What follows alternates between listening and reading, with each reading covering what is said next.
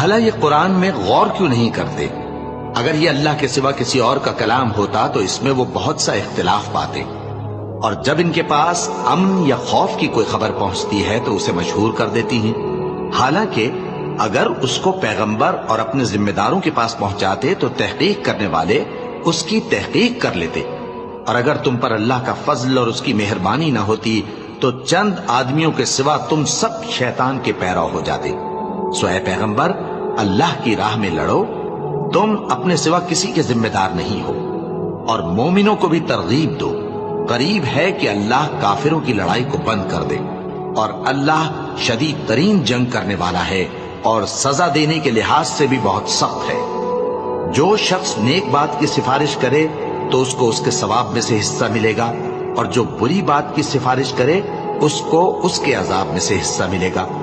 اور اللہ ہر چیز پر